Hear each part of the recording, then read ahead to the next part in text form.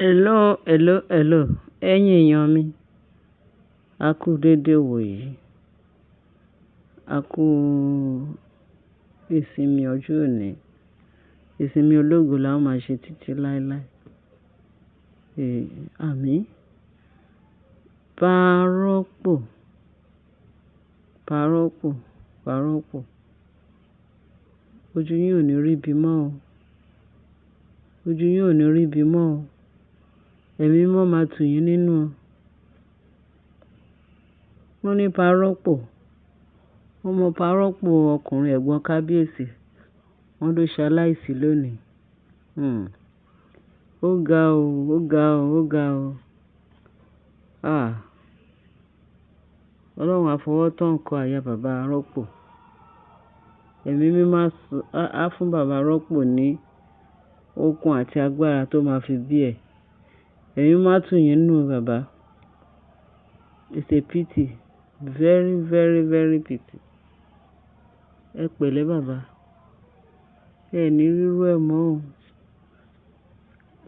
Àgbà yín, atalẹ̀. Ojú yín ò ní rí bí mọ́.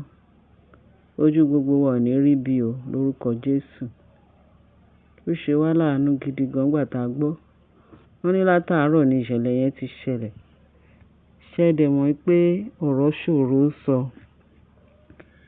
Gẹ́gẹ́ bí Bíbélì ṣe fi kọ́ wa tó fi yé wa pé ó ní ká yára gbọ́rọ̀ ká dẹ̀ lọ́ra láti fèsì. A gbọ́dọ̀ gbọ́ bẹ́ẹ̀ yẹn ká kàn dédé máa announce.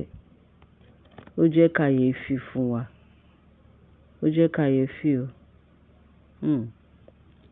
Ó lágbára. A ní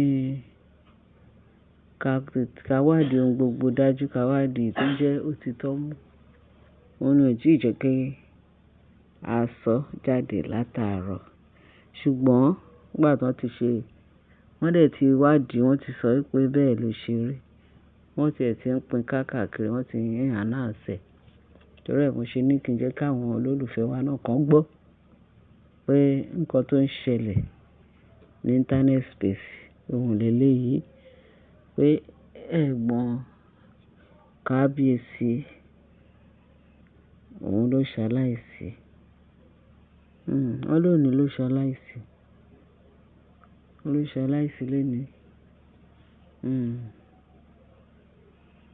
Kábíyèsí. Ọlọ́run á tù yín nínú agbára Kristi. Ẹ ní rírú ẹ̀ mọ́ o. Àwa náà ò ní rírú ẹ̀ mọ́. Etí wa ò gbọdọ̀ gbọ́ ibi mọ́.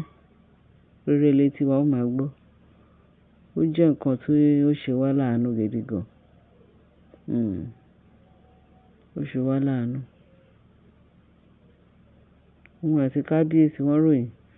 Òun àti kábíyèsí wọ́n dàbí ìbejì. Tẹ́ bá ti rí àwọn méjèèjì nínú fọ́tò, wọ́n ní 5 and 6 ni wọ́n o.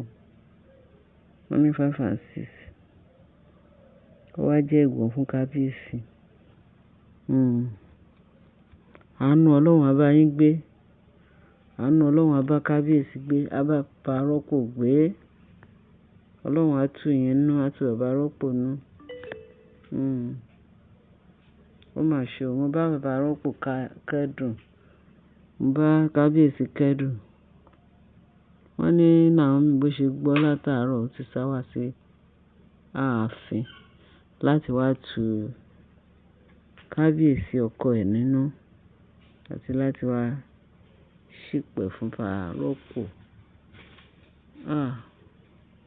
Ó lágbára o. Ọlọ́run kó tù wọ́n nínú, kó tu ìdílé Ògúnwùsì. Ọlọ́run kó bá wa tù wọ́n nínú. Kó bá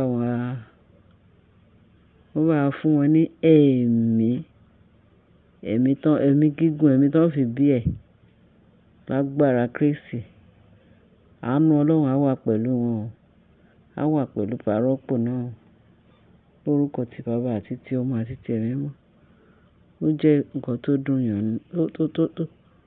dùn yàn gidigidi gan. Àwa tá a kù, àbọ̀ Ọlọ́run á dájú lórí wa. A ní ṣubú dànù. Bá rí gbogbo agbára kágbára tó fẹ́ máa tó fẹ́ máa gbé ọwọ́ kọ́wọ́ náà kó paralyze o. Tá bá rí ẹ̀mí kẹ́mi tó fẹ́ máa fò káàkiri, lórúkọ Jésù, àwọn ẹ̀mí yẹn kó máa gbiná dànù.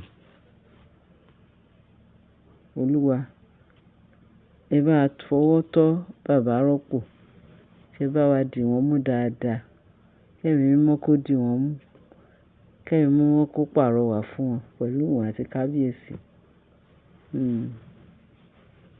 Kábíyèsí, ààbò Ọlọ́run á dájú lórí yín o, a ní rírú ẹ̀ mọ́ o. A ní rírú ẹ̀ mọ́ lórúkọ ti Bàbá àti ti Ọmọ àti ti Ẹ̀mí Mímọ́. Jésù Olúwa wa, àmín.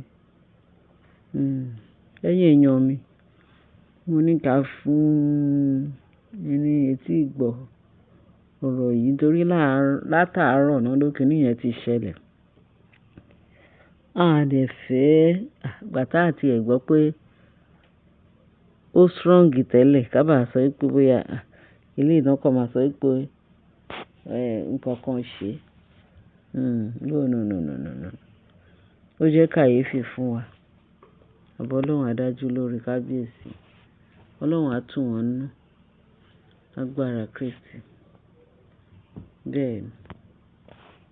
Àmín. Àmín. Ó ga. Ẹ̀yin èèyàn wa, a kú dédé àsìkò yìí. Ààbò Ọlọ́run á dájú lórí gbogbo wa o. Àmín. Gbogbo a ó tọ́. Àánú Ọlọ́run á wà pẹ̀lú wa. Agbára ààbò Ọlọ́run á ṣíji bò wá. Lágbára Kristi Jésù. Irú ẹ̀ ò ní ṣẹlẹ̀ mọ́. Èyí tó kù kọ́dún yìí parí. Àánú Ọlọ́run, ààbò Ọlọ́run, agbára oore-ọ̀fẹ́ kó dìde fún wa kó bá wa máa gbé láti ìgbà yìí lọ, láti ìsinsìnyí lọ àti títí láéláé. Àánú Ọlọ́run á máa bá wa gbé o. Lórúkọ ti Bàbá àti ti Ọmọ àti ti Ẹ̀mí Mímọ́. Ẹ ṣé ẹ̀yin èèyàn wa. Ẹ ṣé ẹ̀yin nǹkan kò ní ṣe ẹ̀mí yín o. Nǹkan kò ní ṣe ẹ̀mí wa o. Ṣé Prince ṣé Bájídé àbí oyè máa ń gbọ́ orúkọ bẹ́ẹ̀ tí ẹ̀gbọ́n kábíyèsí immediate ẹ̀gbọ́n kábíyèsí ni. Ọlọ́run kó bá wa tẹ́ wọn sí afẹ́fẹ́ rere. Kó dáríjì wọ́n. Kó ṣàforíjì fún wọn. Bẹ́ẹ̀ ni. Ẹ̀yìn wọn kò ní bàjẹ́ o. Iwájú tán kọ ojú sí. Àánú Ọlọ́run kó máa bá wọn lọ lórúkọ Bàbá àti ti Ọmọ àti ti Ẹ̀mí Mímọ́. Lágbára Kristi Jésù Olúwa wa. Àmín. Ó ga jù. Tó bá ṣe ń jẹ́, tí gbogbo ẹ̀ bá ṣe ń jẹ́, a tún máa gbé wá sí etí ìgbọ́ wa tó rá ṣẹ̀ṣẹ̀ gbọ́. Àánú Ọlọ́run á wà pẹ̀lú wa. Lórúkọ Jésù Kristi Olúwa wa. Àmín. Ẹ bá wa share, ẹ bá wa pín káàkiri kí àwọn èèyàn lè mọ̀ pé à ń bá parọ́pò kẹ́dùn.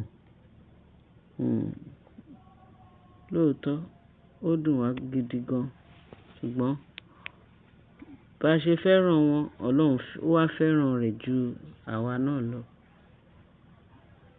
Àánú Ọlọ́run á wà pẹ̀lú gbogbo wa o.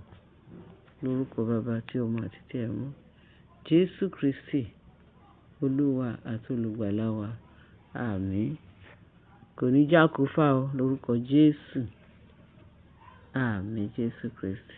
Olúwa bá wa fi mọ bẹ́ẹ̀. Àmín. Ẹ ṣé ẹ̀yin èèyàn wa. A dúpẹ́ o.